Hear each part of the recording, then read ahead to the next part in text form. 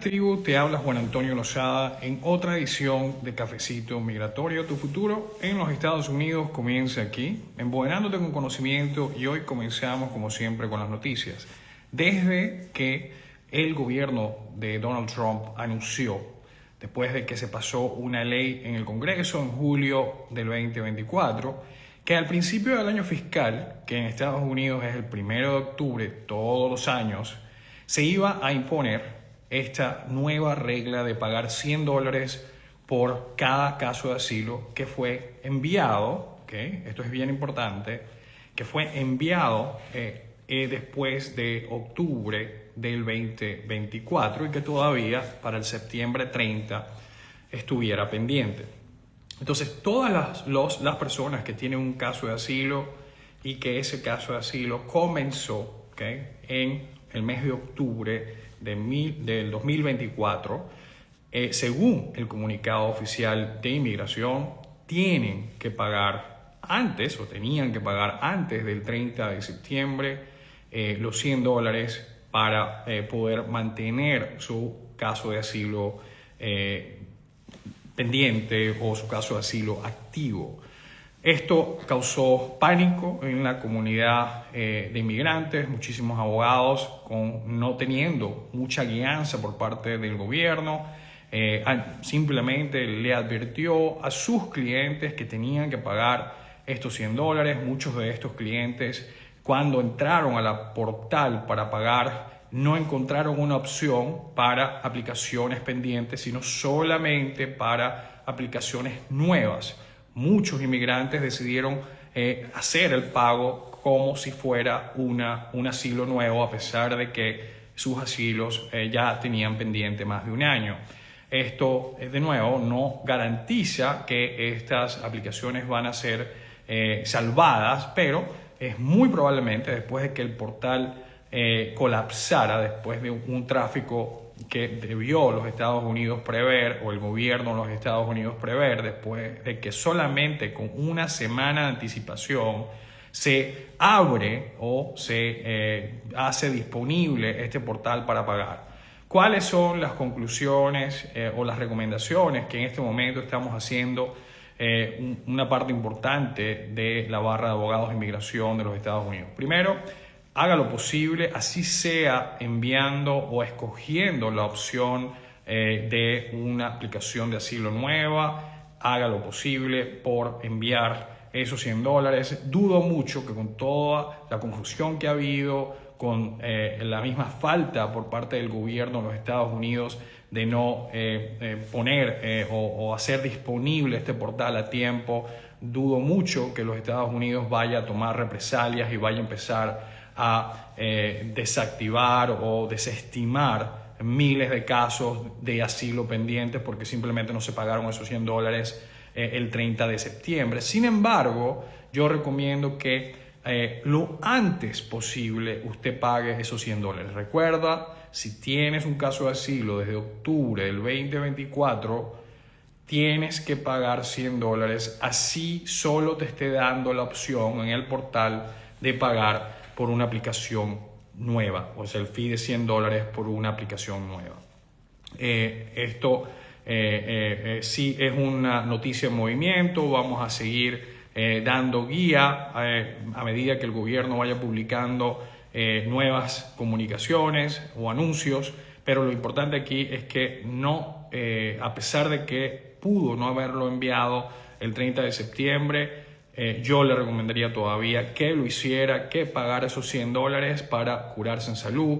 Lo que usted no quiere es que se le desestime ese caso, porque quedaría usted sin ningún tipo de protección y en el limbo. Según también las noticias, miles de venezolanos con TPS en este momento corren el riesgo de ser detenidos por ICE. Así como lo escuchaste, a pesar de tener la protección del TPS que anunció el juez Chen cuando dio la orden en septiembre de que se falló a favor de los venezolanos que tenían TPS para proteger la extensión que había concedido el presidente Biden. A pesar de eso, estamos viendo reportes por todo el país de venezolanos con TPS siendo detenidos, muchas veces hasta que el TPS de estas personas ya no sea válido y en ese momento el gobierno ha reportado va a deportar a estas personas.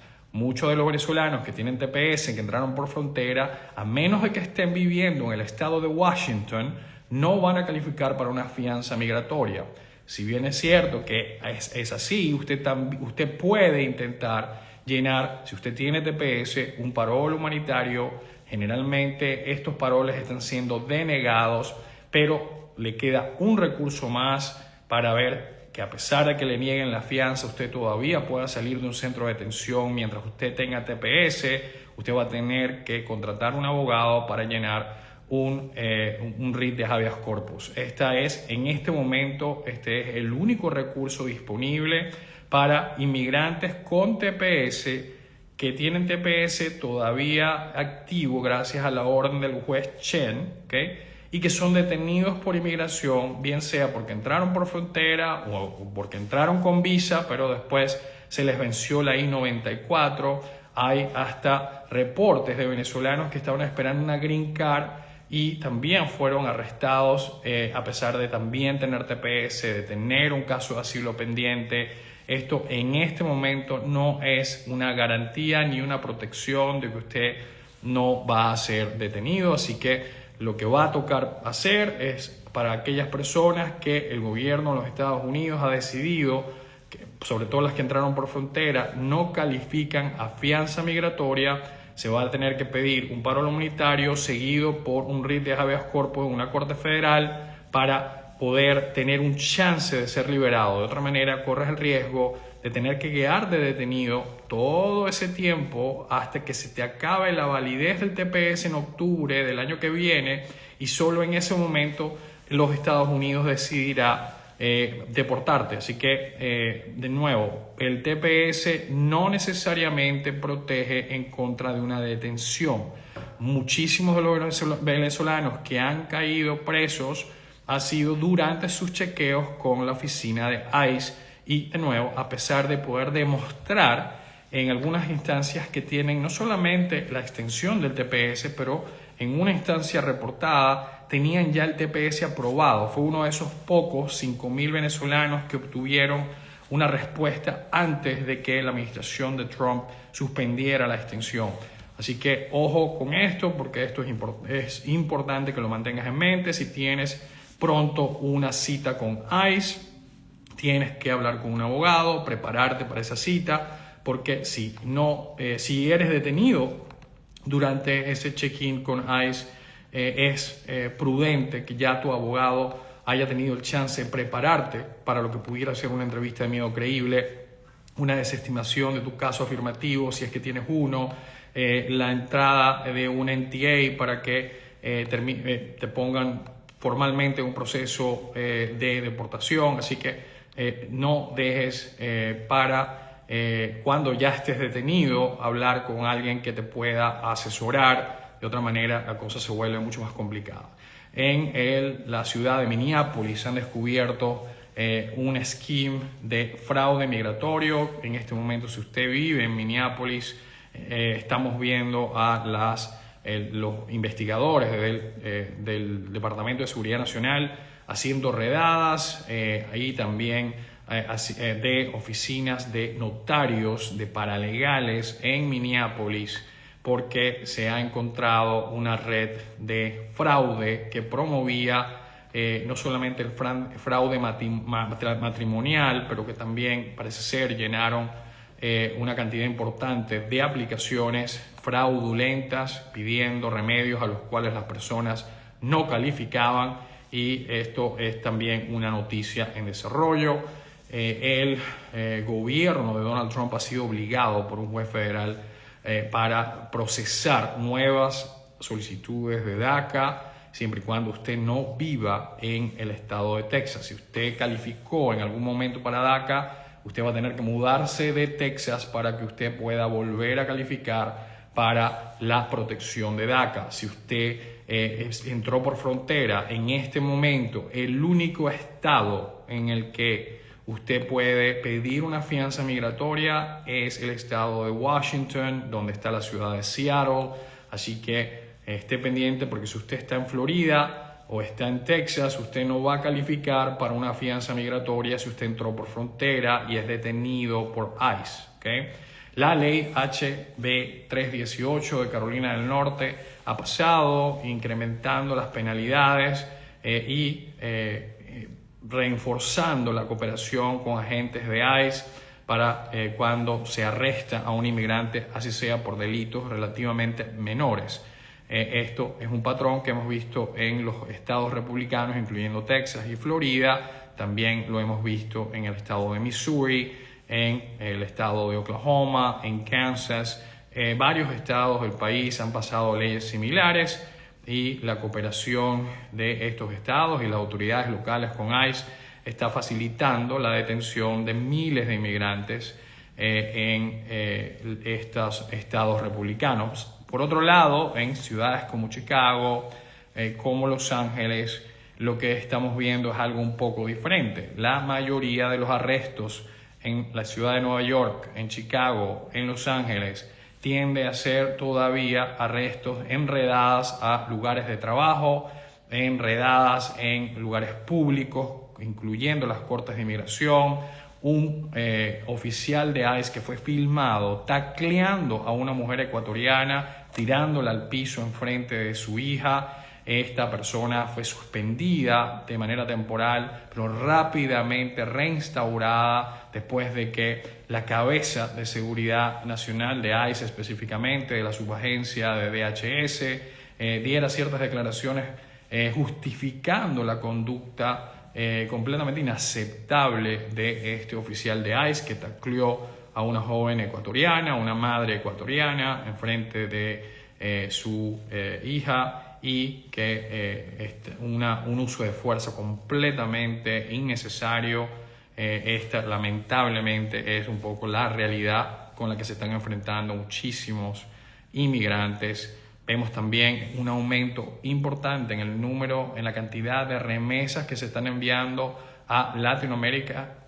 Ya hemos alcanzado un incremento de por lo menos 10% en comparación con el año pasado. Muchos inmigrantes tienen miedo y están tratando de enviar dinero a sus países de origen por si acaso les toca retornarse. La primera pregunta que tenemos aquí es la siguiente. Yo entré por frontera, pero me pusieron un sello en mi hoja de entrada. Mi abogado me dijo que eso básicamente es como una I-130. ¿Es correcto? Lo pregunto porque vimos en un video que si una persona entra por frontera y se casa con un ciudadano americano, igual no puede ajustar.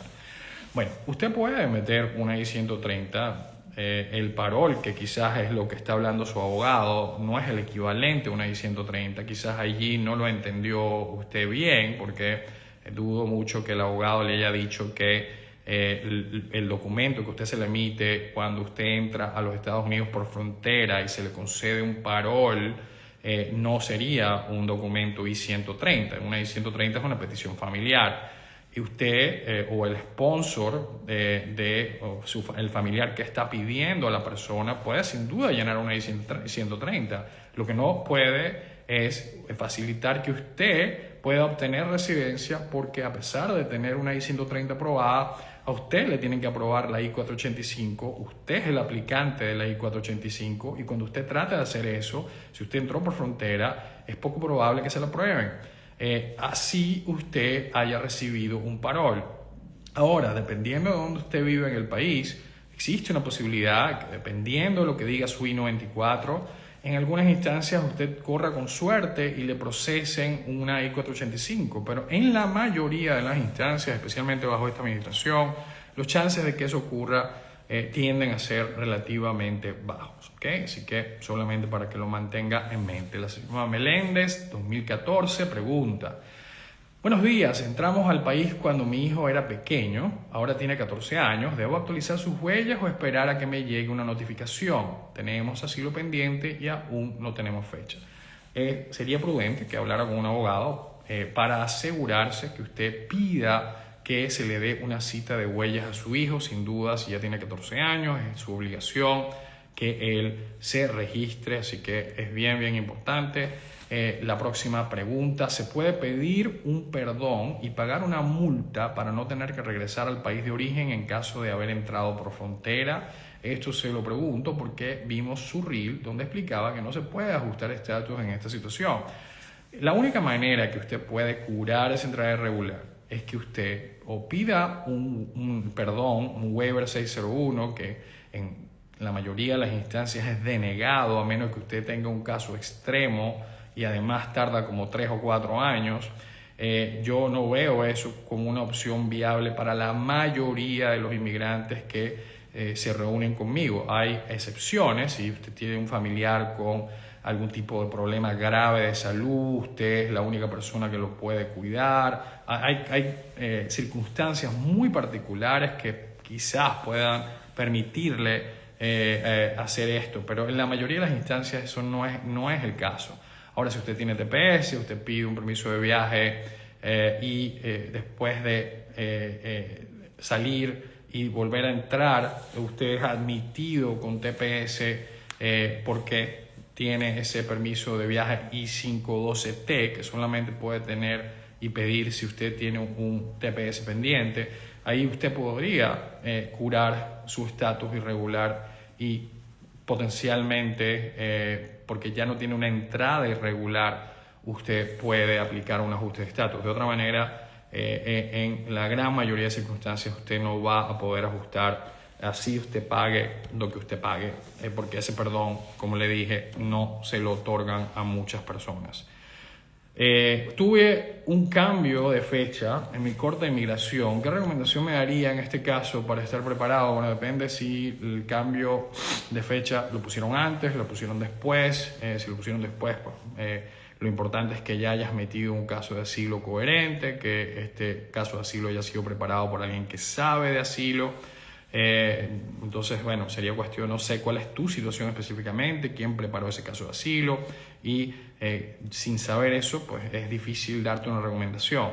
Pero, de nuevo, si no preparaste el caso de asilo con un abogado, sería quizás prudente que por lo menos te revisara un abogado que sepa del tema, te revisara la aplicación. ¿Cómo denunciar a una persona que ofrece asesoría migratoria? Eso va a depender del estado en el que estés. La mayoría de los estados es ilegal cobrar por preparar formas migratorias si no tienes la licencia de abogado para poder practicar derecho en ese estado. Entonces tendría que ver el perfil del asesor migratorio. Generalmente lo puedes reportar con un comité o con la misma policía. Esto por lo menos en estados como Texas se investigaría como un crimen que incluye estafa si tú le pagaste ese dinero. Buenos días, abogado. Si tengo una cita con ICE, ¿puedo reprogramarla para no correr el riesgo de ser detenido, aunque actualmente tengo TPS y está pendiente? Deberías hablar con un abogado porque no conozco tu perfil de riesgo. Tendría que evaluar tus aplicaciones previas, cuál ha sido tu historia en términos de si tienes algún crimen, si te ha cargado en algún momento, te han dado tickets. Hemos visto instancias que personas que han recibido tickets por manejar sin licencia y tienen TPS han sido arrestados y transferidos a centros de detención en Luisiana y en Texas. Así que hay que tener mucho cuidado con eso. Doctor, soy venezolano, entré por frontera, hice mi entrevista de miedo creíble en la correccional. Fui liberado con una I-94 y solicité mi asilo por UCIS. ¿Necesitaría un perdón en caso de hacer una solicitud familiar? Sí, si entraste con frontera no vas a poder beneficiarte de una petición familiar, lamentablemente. Ahora, necesitar un perdón, puedes pedir una 601, pero como ya lo expliqué, poco probable que te lo otorguen a menos que hayan circunstancias extraordinarias. Eso es lo que me da chance de cubrir hoy. Espero que esto haya sido de utilidad. Nos vemos, Dios mediante, mañana o a más tardar el lunes. Que tengan un excelente resto de la semana y espero que nos podamos ver mañana, pero si no, nos vemos el lunes. Hasta luego, cuídense mucho. Chao.